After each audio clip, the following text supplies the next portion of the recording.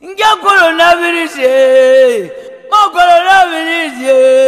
Nja coronavirus. Nga tempe o coronavirus o tetida. Waboy ma mo sheke. Mon ko na bo andri nana ususha no sumanke patame ma me o mo dike nga iko ina men ko join yele mlanga be credit mlanga le be sanu zinu zinu amu gban amu ne so mlansu na coronavirus ko be you no enyu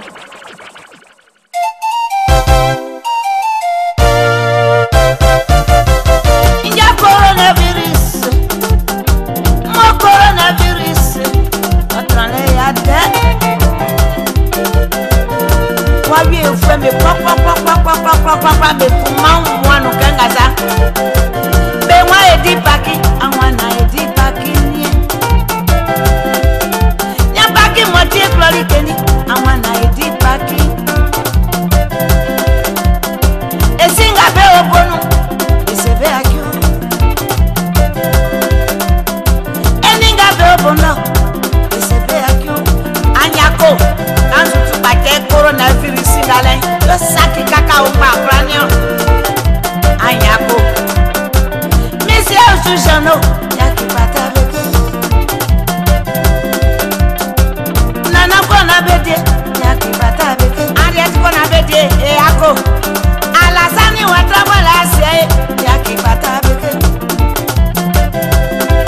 Dominiki watrabola se yaki pata beke profa manu madeni o profa ita Ibrahim Diallo ninga be o gbaboro be matabe mini amanga be o gbaboro be matabe nkuru banga be o gbaboro be matabe so mama ya be mata so kwa kwanga be wa asensunya be mata emu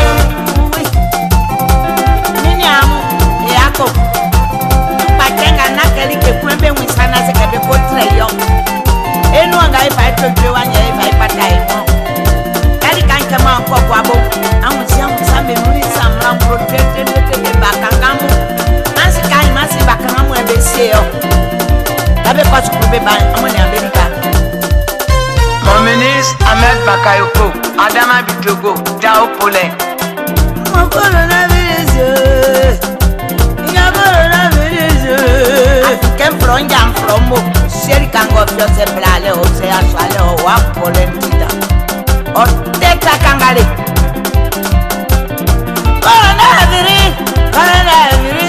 coronavirus bata ona uwi be bata ye sange bata o vienga sukuye beni akwete mele sangori be bata o pardon coronavirus virus pardon là-bas j'en ai assez fait Mama Pascaline ani kwa kulibiri nyo amulitelo Coronavirus Jaela kwa kulibali Coronavirus Jaela Yame de kwa kwe Coronavirus Jaela Obi se tiamwe Coronavirus Jaela Yara suba sromani Coronavirus Jaela Juste kofie Coronavirus Jaela